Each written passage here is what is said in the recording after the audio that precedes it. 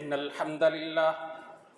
نحمده ونستعينه ونستغفره ونعوذ بالله من شرور أنفسنا ومن سيئات أعمالنا من يهده الله فلا مضل له ومن يضلله فلا هادي له وأشهد أن لا إله إلا الله وحده لا شريك له وأشهد أن محمدًا عبده ورسوله أما بعد فإن أحسن الكتاب كتاب الله وخير الهدي هدي محمد صلى الله عليه وسلم وشر الأمور محدثاتها وكل محدثة بدعة وكل بدعة ضلالة الضلالة في النار من يطع الله ورسوله فقد رشد واهتدى ومن يعص الله ورسوله فقد ضل وغوى اللهم صل على محمد وعلى آل محمد كما صليت على إبراهيم وعلى آل إبراهيم إنك حميد مجيد اللهم بارك على محمد وعلى آل محمد كما باركت على إبراهيم وعلى آل إبراهيم إنك حميد مجيد رب اشرح لي صدري ويسر لي أمري واحلل عقدة من لساني يفقهوا قولي رب زدني علما أما بعد فأعوذ بالله من الشيطان الرجيم بسم الله الرحمن الرحيم يا أيها الناس اتقوا ربكم الذي خلقكم من نفس واحدة وخلق منها زوجها وبث منهما رجالا كثيرا ونساء واتقوا الله الذي تساءلون به والأرحام إن الله كان عليكم رقيبا حمد و ثنا اللہ رب العزت کے لیے، درود و سلام امام الانبیاء حضرت محمد مصطفیٰ احمد مجتبیٰ صلی اللہ علیہ وآلہ وسلم کے لیے، رمضان المبارک کی سعادتوں میں اور دوسری طرف سوشل ڈسٹنس اور آئسولیشن کے اس ماحول میں جہاں اور بہت سارے کام اہم ہیں، ایک اہم ترین کام اس ماحول میں جو سر انجام دیا جا سکتا ہے وہ ہے کہ اپنے رشتہ داروں کے ساتھ اچھا سلوک، وہ ہے ٹوٹے ہوئے رشتوں کو جوڑنا، وہ ہے ماند پڑتی ہوئی محبتوں کو دوبارہ نمایاں کرنا، وہ ہے بڑھتے ہوئے فاصلوں کو کم کرنا، کیونکہ یہ ان بنیادی کاموں میں سے ہے جن کا تعلق ایمانیات سے بھی ہے، اعمال صالحہ سے بھی ہے، اور اس کام کا تعلق اخروی نجات سے بھی ہے۔ میں چند ایک باتیں اس کے حوالے سے عرض کروں گا، اس دعا اور امید کے ساتھ کہ اللہ رب العزت ہمیں ان پر عمل کرنے کی توفیق عطا فرمائے۔ سورہ محمد میں صلی اللہ علیہ وسلم اللہ رب العزت نے اس موضوع کو یوں بیان کیا کہ فَهَلْ عَصَيْتُمْ إِن تَوَلَّيْتُمْ أَن تُفْسِدُوا فِي الْأَرْضِ وَتُقَطِّعُوا أَرْحَامَكُمْ، کہ اگر تم زمین میں فساد برپا کرنے لگ جاؤ اور اسی طرح تم رشتوں کو توڑنے لگ جاؤ اور اسی کام میں مصروف ہو جاؤ تو اس کا نتیجہ کیا نکلے گا؟ یہ ایسا کرنے والوں کا انجام کیا ہوگا؟ فرمایا اولئک الذین لعنہم اللہ، ایسے لوگوں پہ اللہ لعنت فرمائیں گے جو زمین میں فساد برپا کرتے ہیں، جو تعلقات کو توڑتے ہیں۔ اور پھر ساتھ ہی فرمایا فَأَصَمَّهُمْ وَأَعْمَى أَبْصَارَهُمْ، وہ اپنے اس نفرت کے جذبے میں اس قدر اندھے ہو جائیں گے، بہرے ہو جائیں گے کہ نہ ان کو کچھ سنائی دے گا نہ دکھائی دے گا۔ اور آپ دیکھ لیجئے کہ جب خون سفید ہونے لگتے ہیں، جب رشتوں میں بگاڑ آنے لگتا ہے، جب فاصلے بڑھنے لگتے ہیں، تو وہ جو ایک دوسرے پہ جانیں نچھاور کرتے ہیں وہ ایک دوسرے کے جانی دشمن بن جاتے ہیں۔ وہ جو ایک دوسرے کے بغیر ایک پل نہیں گزار سکتے، وہ ایک دوسرے کے خلاف سازشوں میں مصروف ہو جاتے ہیں۔ اس لیے اللہ رب العزت نے سورۃ النساء کے آغاز میں جہاں یہ کہا کہ اتقوا اللہ الذی تساءلون بہ، کہ اللہ سے ڈرو جس کے نام سے تم سوال کرتے ہو، وہیں پہ کہا والارحام، اور رشتہ داریوں کے معاملے میں بھی تقوی اختیار کرو، اللہ کا خوف اپنے سامنے رکھو، اس لیے کہ اس کے بارے میں سوال ہوگا۔ اللہ رب العزت اس لیے جا بجا اور بالخصوص اس آیت سورۃ الرعد کے اندر مومنوں کی صفات ذکر کرتے ہیں۔ فرمایا والذین یصلون ما امر اللہ بہ ان یوصل، کہ اہل ایمان وہ ہیں جو ان رشتوں کو جوڑتے ہیں جن کے جوڑنے کا انہیں حکم دیا گیا ہے۔ اور دوسری طرف اسی سورہ مبارکہ کی 3 آیتیں چھوڑ کر آگے آیت کے اندر اللہ رب العزت جہنم والوں کی صفت ذکر کرتے ہوئے فرماتے ہیں کہ وَيَقْطَعُونَ مَا أَمَرَ اللَّهُ بِهِ أَن يُوصَلْ، کہ جہنمیوں کی صفات میں سے ایک بڑی صفت یہ ہے کہ وہ ان رشتوں کو توڑتے ہیں جن کو جوڑنے کا حکم دیا گیا ہے۔ تو گویا کہ اہل جنت کی جنت میں جانے کی بنیادی وجہوں میں سے ایک وجہ یہ ہوگی کہ انسان رشتوں کا پاس رکھنے والا، جوڑنے والا، اور جہنم میں جانے والے اسباب میں سے ایک سبب یہ ہوگا کہ انسان رشتوں کو توڑنے والا ہوگا۔ اس لیے ہم دیکھتے ہیں کہ اللہ رب العزت نے اپنے حبیب صلی اللہ علیہ وسلم کے ذریعے ہمیں یہ باتیں بڑی خوبصورتی سے سمجھا دی، اور ان میں سے چند ایک صفات، چند ایک فضائل آپ کے سامنے رکھتا ہوں کہ شاید ہماری آنکھیں کھل جائیں۔ اگر ہم میں سے کوئی کجی کا شکار ہے، کسی طرح کی کمی کا شکار ہے، کسی طرح کی غلط فہمی کا شکار ہے، تو اس کی دور ہو جائے۔ اللہ کے حبیب صلی اللہ علیہ وسلم رشتوں کو جوڑنے کو ایمان قرار دیتے ہیں۔ اس لیے ہم دیکھتے ہیں رسول اللہ صلی اللہ علیہ وسلم کا یہ فرمان جسے امام بخاری رحمۃ اللہ علیہ نے نقل کیا کہ آپ صلی اللہ علیہ وسلم فرماتے ہیں من کان یؤمن باللہ والیوم الآخر فلیصل رحمہ، تم میں سے جو شخص اللہ پر ایمان لاتا ہے، آخرت کے دن پر ایمان لاتا ہے، اسے چاہیے کہ وہ رشتوں کو جوڑے، اسے چاہیے کہ وہ تعلقات کو توڑنے کی بجائے مزید ان کے اندر خوبصورتی لائے۔ اور اسی طرح فرمایا جو شخص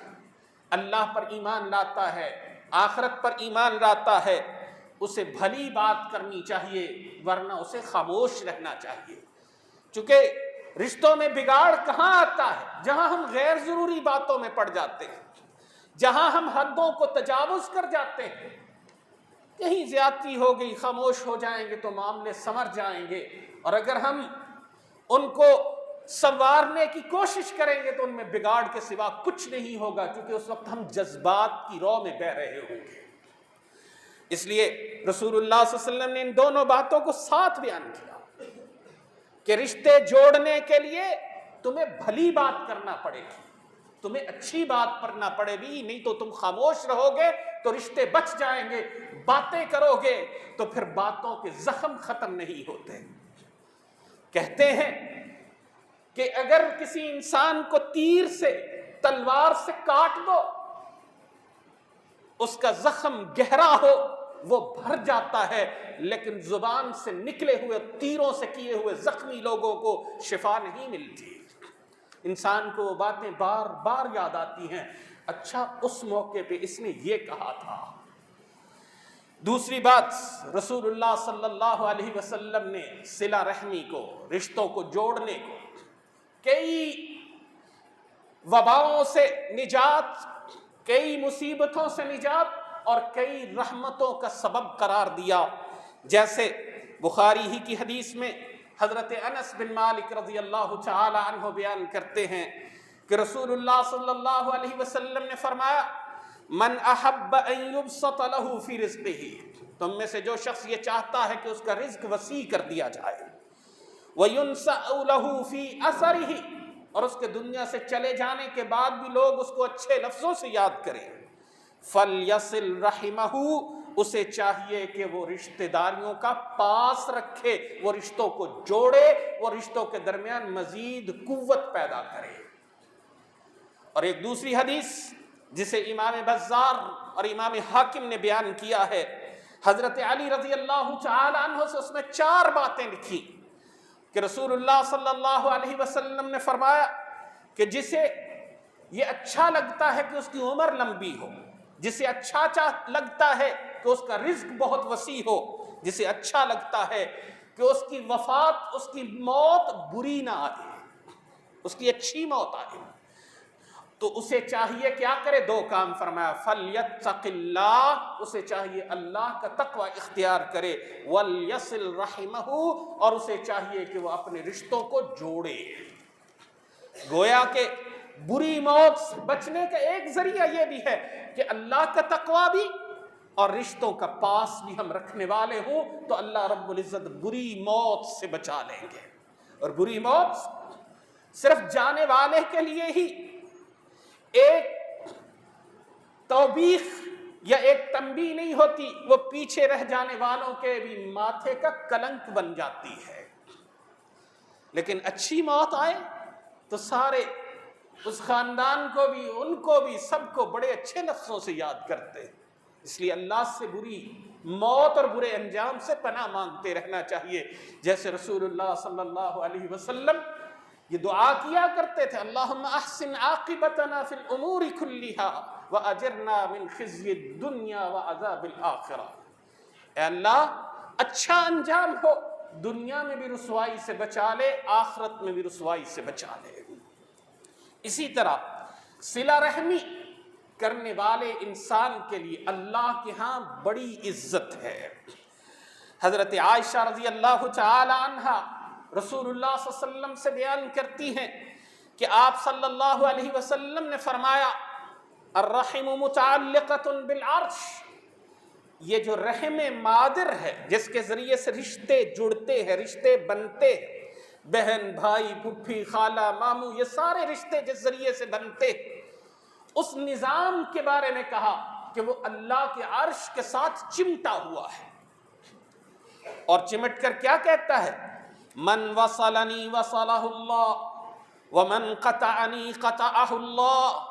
اے اللہ جو مجھے جوڑے گا تو اسے جوڑ دینا، جو مجھے سمیٹے گا تو اسے سمیٹ دینا، اے اللہ جو میرے درمیان فاصلے پیدا کرے گا، دراڑیں پیدا کرے گا، مجھے توڑے گا، اللہ تو بھی اسے توڑ کے رکھ دینا۔ تو اب اللہ کے عرش کے ساتھ چمٹا ہوا رحم، وہ رشتہ داری، اگر وہ دعا وہاں پہ کر رہی ہے تو اللہ کا عرش، اللہ رب العزت جس پہ مستوی ہے، کیسے ہیں یہ؟ جیسے اللہ کی شان ہے، وہاں پہ اس کی صدا ندا جب جائے گی تو اللہ رب العزت یہی فیصلہ فرمائیں گے کہ ہاں جس نے تیرا پاس رکھا میں اس کا پاس رکھوں گا، جس نے تیرا پاس نہ رکھا میرے ہاں بھی اس کی کوئی قدر و قیمت نہیں ہے۔ اس لیے بعض اوقات انسان سوچتا ہے کہ میرے حالات تو بہت اچھے جا رہے تھے، میں تو بہت اچھا ہوں دنیا کے ساتھ، اچانک سے دھڑم سے گرتا ہے، تو اگر وہ غور کرے تو کہیں نہ کہیں اس نے کسی رشتے کا پاس یا رشتے کا مقام کہیں نہ کہیں اس نے توڑا ہوتا ہے، اور اس کا خیال نہ رکھ کر اس نے یہ جرم، اس کا ارتکاب کیا ہوتا ہے۔ اس لیے یہ ذہن میں رہے کہ یہ رشتہ داری دعا بھی دیتی ہے جو اس کا پاس رکھتا ہے، بد دعا بھی کرتی ہے اس کے حق میں جو اس کا پاس نہیں رکھتا۔ اور پھر رسول اللہ صلی اللہ علیہ وسلم نے فرمایا کہ اگر تم دعا کر رہے اور اس دعا کے اندر دو باتیں نہیں ہیں، ایک قطع رحمی نہیں ہے، تعلق توڑنے، رشتہ داری کو توڑنے کے حوالے سے کوئی دعا نہیں ہے، یا اس کے نتیجے میں تعلق ٹوٹنے والا نہیں ہے اور گناہ نہیں ہے، تو فرمایا کہ اللہ رب العزت اس بنیاد پر تمہاری دعاؤں کو قبول فرما لیں گے۔ اور اسی طرح رسول اللہ صلی اللہ علیہ وسلم نے فرمایا، اور اس حدیث کو امام بخاری نے الادب المفرد میں اور امام احمد رحمہ اللہ نے اپنی مسند میں نقل کیا کہ رسول اللہ صلی اللہ علیہ وسلم نے فرمایا کہ بنی آدم کے نامہ اعمال کو ہر جمعرات، جو جمعرات کے بعد آنے والی جمعے کی رات ہوتی ہے، یعنی جمعرات کی شام بنتی ہے اور جمعے کی رات بنتی ہے، اس وقت اعمال کو اللہ کے ہاں پیش کیا جاتا ہے۔ فلا يقبل عمل قاطع رحم، اللہ اس کے اعمال کو قبول ہی نہیں کرتے جس نے رشتہ داریوں کو توڑا ہوتا ہے۔ یعنی میں نے روزے رکھے، قیام کیا، قرآن پڑھا، صدقے دیے، نمازیں پڑھی، حج کیے، اگر ان کے ساتھ ساتھ ایک لائن یہ لکھی ہوئی ہے کہ اس نے اپنی بہن کا حصہ وراثت میں سے کھایا تھا، ایک لائن یہ لکھی ہوئی ہے کہ اس نے اپنے باپ کے ساتھ بدتمیزی کی تھی، ایک لائن لکھی ہوئی ہے کہ اس نے اپنے بھائی کا حق مارا ہے، اس سے رشتہ توڑا ہے، اس سے تعلق توڑا ہے، تو اللہ کہتے ہیں اس کی کوئی عبادت میرے ہاں کوئی قیمت نہیں رکھتی، اس کے اعمال کو مؤخر کر دیا جائے، نہیں قبول ہوں گے۔ اور اسی طرح ایک اور حدیث میں جسے امام بخاری، امام مسلم اور دیگر محدثین نے نقل کیا کہ رسول اللہ صلی اللہ علیہ وسلم نے فرمایا کہ اگر کوئی بندہ کسی دوسرے اپنے بھائی کے ساتھ کہیں ناراض بھی ہو جائے تو اس کو زیادہ سے زیادہ 3 دن تک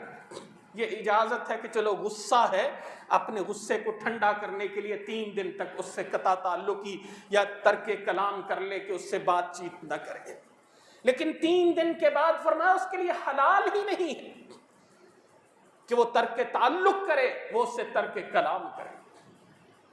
اور یاد رکھیے یہ معاملہ چھوٹا نہیں ہے، یہ دین اسلام بنیادی طور پہ ہمیں ایک ایسی سوسائٹی دینا چاہتا ہے، جیسے ابھی دیکھ لیں کہ ہم سوشل ڈسٹنس کا خیال رکھتے ہوئے، سماجی فاصلوں کا خیال رکھتے ہوئے دور دور بیٹھ رہے ہیں، لیکن اگر محبتیں قائم ہوں تو یہ تو 2-4 فٹ کا فاصلہ ہے، ہزاروں میلوں کے فاصلے بھی ہوں تو وہ فاصلے نہیں لگتے۔ اور اگر تعلقات میں بگاڑ ہو، آپ ایک ہی گھر میں رہ رہے ہوں، ایک ہی چھت کے نیچے رہ رہے ہوں، تو ان کے درمیان کوئی ربط نہیں ہوتا، ان کے درمیان کہیں پر کوئی محبت نہیں ہوتی۔ تو اس لیے ہمیں ان چیزوں کا خیال رکھنا چاہیے، کیونکہ میری جنت کے داخلے کا انحصار ہے اس پر۔ رسول اللہ صلی اللہ علیہ وسلم نے جب مدینہ منورہ میں تشریف لائے تو جو خصوصی خطاب فرمایا، اس خطاب میں یہ بات کہی کہ لوگوں یہ 4 کام کر لو، اطعموا الطعام وصلوا الارحام وصلوا باللیل والناس نیام، اور پہلے کہا افشوا السلام، سلام عام کرو۔ اور اس وقت میں جس وقت ہم ایک دوسرے سے ڈاکٹروں کے کہنے کے مطابق ہاتھ نہ ملائیں تو بہتر ہے، اس وقت تو سلام اور بھی زیادہ عام کرنے کی ضرورت ہے، چونکہ یہ والا عرصہ اگر لمبا ہو گیا تو شاید ہم بھول جائیں، اس لیے اونچی آواز سے اگلے کو سنائی دے، اس کو محسوس ہو، آپ کا کیا ہوا سلام اس کو لگے کہ آپ نے سلام کیا ہے۔ تو اس لیے رسول اللہ صلی اللہ علیہ وسلم نے بنیادی باتیں کہیں، سلام عام کرو، کھانا کھلاؤ، اور اسی طرح فرمایا رسول اللہ صلی اللہ علیہ وسلم نے رشتہ داریوں کو جوڑو، راتوں کو اٹھ کر نماز پڑھو، تم جنت میں سلامتی کے ساتھ داخل ہو جاؤ گے۔ گویا کہ یہ جنت میں داخلے کا بنیادی سبب ہے۔ اور دوسری طرف بھی حدیث یاد رکھیے، رسول اللہ صلی اللہ علیہ وسلم نے 3 لوگوں کے بارے میں ارشاد فرمایا، ثلاثۃ لا يدخلون الجنہ، 3 لوگ ایسے ہیں جو جنت میں داخل ہرگز نہیں ہوں گے، قطعاً نہیں ہوں گے۔ کون؟ فرمایا مدمن الخمر، جو ہمیشہ شراب کے نشے میں دھت رہتا ہے، جو نشے میں چور رہتا ہے۔ اور یاد رکھیے خمر ہی کی بہن ہے، اسی کا یہ چھوٹا جرم ہے، اور یہ جرم بظاہر چھوٹا لگتا ہے لیکن یہ بہت بڑا جرم ہے، یہ جو ہم سگریٹ نوشی کرتے ہیں۔ یہ بھی ان حرام ترین چیزوں میں آتا ہے جن کی وجہ سے انسان کا مزاج بھی، طبیعت بھی، عمل بھی، ہر چیز شاید رد کر دی جائے۔ اور اسی طرح دوسرا فرمایا وقاطع الرحم، رشتوں کو توڑنے والا وہ بھی جنت میں داخل نہیں ہوگا۔ اور تیسرا فرمایا مصدق بالسحر، جادوگروں کی باتوں کی تصدیق کرنے والا۔ اب ان چند باتوں کو اگر سامنے رکھ کر ہم یہ سوچیں کہ صلہ رحمی کہتے کسے ہیں، تو یقیناً ہمارے ذہن میں یہی آتا ہے کہ جو میرے ساتھ اچھا میں اس کے ساتھ اچھا۔ یاد رکھنا یہ صلہ رحمی نہیں ہے۔ رسول اللہ صلی اللہ علیہ وسلم کے بارے میں سیدنا ابو ہریرہ رضی اللہ تعالی عنہ بیان کرتے ہیں کہ ایک دفعہ ایک شخص رسول اللہ صلی اللہ علیہ وسلم کے پاس آیا، آ کر یہ کہنے لگا کہ اے اللہ کے رسول، میرے کچھ رشتہ دار ہیں، اصلہم ویقطعوننی، میں ان کے ساتھ اچھا سلوک کرتا ہوں لیکن وہ میرے ساتھ برا سلوک کرتے ہیں۔ اور اسی طرح کہا وَأُحْسِنُ إِلَيْهِمْ وَيُسِيئُونَ إِلَيَّ، میں جتنی ان کے ساتھ نیکی کرنے کی کوشش کرتا ہوں وہ اتنا ہی مجھے برا بدلہ دیتے ہیں۔ اور پھر ساتھ ہی کہا وَأَحْلُمُ عَلَيْهِمْ وَيَجْهَلُونَ عَلَيَّ، میں جتنا نرمی کے ساتھ، بردباری کے ساتھ، حلم کے ساتھ کام لیتا ہوں وہ اتنا ہی غصے کے ساتھ مجھے جواب دیتے ہیں۔ فقال صلی اللہ علیہ وسلم، تو رسول اللہ صلی اللہ علیہ وسلم نے فرمایا کہ دیکھو ان کنت کما قلت، اگر جیسا تم کہہ رہے ہو ویسا ہی کرتے ہو، فَكَأَنَّمَا تُصَفِّهُهُمُ الْمَلْ، تو یاد رکھو کہ تم پھر اصل میں رشتے کا پاس رکھنے کا حق ادا کر رہے ہو، اور تم یہ ساری ذمہ داری اٹھا کے ان کے گلے پہ ڈال رہے ہو۔ اور فرمایا وَلَا يَزَالُ مَعَكَ مِنَ اللَّهِ ظَهِيرٌ عَلَيْهِمْ مَا دُمْتَ عَلَى ذَلِكَ، جب تک تم ایسا کرتے رہو گے اللہ کی طرف سے ایک مددگار تمہارے ساتھ مقرر کر دیا جائے گا، ایک معاون فرشتہ تمہارے ساتھ بھیج دیا جائے گا، مقرر کر دیا جائے گا جو تمہاری مدد کرتا رہے گا۔ اور اسی طرح رسول اللہ صلی اللہ علیہ وسلم نے یہ بھی حدیث حضرت ابو ہریرہ رضی اللہ تعالی عنہ ہی سے، رسول اللہ صلی اللہ علیہ وسلم نے فرمایا لیس الواصل بالمکافئ، اچھے کا اچھا بدلہ دینے والا یہ رشتوں کا پاس رکھنے والا نہیں ہے۔ کون ہے؟ ولیکن الواصل الذی اذا قطعت رحمہ وصلھا، اصل رشتہ داریوں کو جوڑنے والا وہ ہے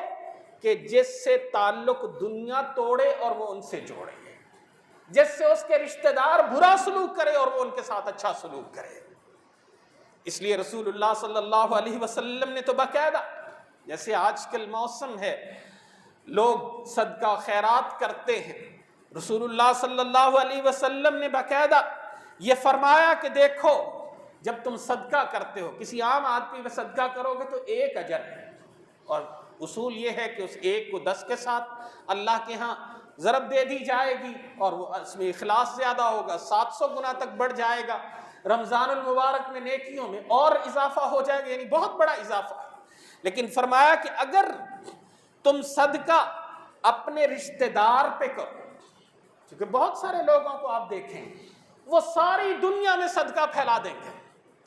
لیکن ان کی اپنی بہن، ان کا اپنا رشتہ دار، ان کا اپنا قریبی ترین آدمی، ان کا اپنا عزیز وہ بلک رہا ہوگا اور اس کی کیفیت اس سے زیادہ اور کوئی جانتا نہیں ہوگا، لیکن یہ چونکہ وہاں پر اپنا روب قائم رکھنا چاہتا ہے یا اس کو ان کی فکر ہی نہیں ہے، رسول اللہ صلی اللہ علیہ وسلم نے فرمایا جو اپنے رشتہ داروں کو صدقہ دے گا اس کو ڈبل اجر ملے گا۔ تو اس لیے ان ساری باتوں کو سامنے رکھ کر آج ایک فیصلہ کریں کہ جو زندگی باقی ہے اس میں ہم رشتوں کو توڑیں گے نہیں، اگر کوئی توڑتا بھی ہے تو ہم جوڑنے کے لیے جستجو بھی کریں گے، کوشش بھی کریں گے، قربانیاں بھی دیں گے۔ اور یاد رکھیے رشتے قربانیاں دینے سے بچتے ہیں، قربانیاں لینے سے نہیں بچتے۔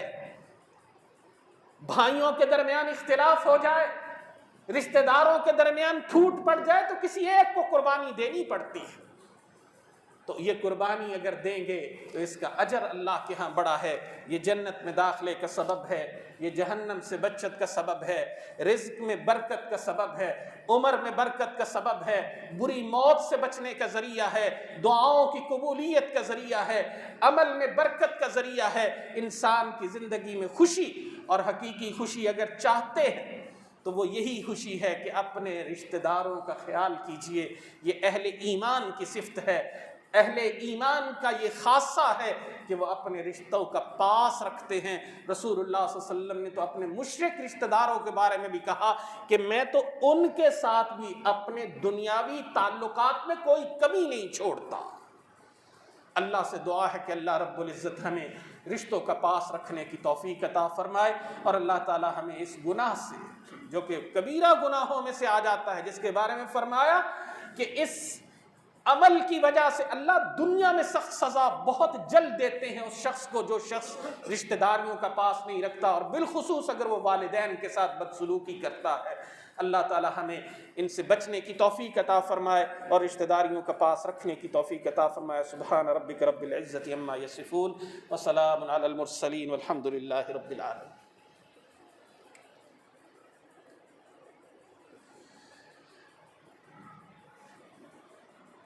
ان الحمد للہ نحمده ونستعینه ونستغفره ونعوذ باللہ من شرور انفسنا ومن سیئات اعمالنا، من يهده الله فلا مضل له ومن يضلله فلا هادي له، واشهد ان لا اله الا الله وحده لا شريك له، واشهد ان محمدا عبده ورسوله۔ اما بعد فاعوذ باللہ من الشیطان الرجیم، بسم اللہ الرحمن الرحیم۔ والعصر ان الانسان لفی خسر الا الذین آمنوا وعملوا الصالحات وتواصوا بالحق وتواصوا بالصبر۔ فتنے کے دور میں ایک دوسرے کو تلقین، ایک دوسرے کو اچھائی کی دعوت دیتے رہیں، اچھے کاموں کے لیے ایک دوسرے کا ساتھ دیتے رہیں۔ اللہ ہمیں اس کی توفیق عطا فرمائے۔ دعا فرمائیں کہ اللہ رب العزت ان تمام لوگوں کے لیے اپنی جناب سے وسائل مہیا فرمائے جن کے کاروبار، جن کی ملازمتیں اور جن کے مالی مسائل شدید بحران کا شکار ہیں۔ اللہ رب العزت ان سب کے لیے آسانیاں پیدا فرمائے۔ جو بیمار ہیں اللہ ان کو شفائے کاملہ عاجلہ عطا فرمائے، اور جو بھی کسی خطرے میں مبتلا ہیں اللہ ان کو خطرے سے محفوظ فرمائے۔ اس وبا کو اللہ رب العزت ٹال دے۔ اللہ رب العزت سے دعا ہے کہ اللہ ہمارے ملک کی حفاظت فرمائے، ڈاکٹرز کی دی ہوئی تعلیمات پر حد المقدور عمل کرنے کی کوشش کرے۔ اللہ مجھے آپ کو عمل کی توفیق عطا فرمائے۔ سبحان ربک رب العزت عما یصفون وسلام علی المرسلین والحمد للہ رب العالمین۔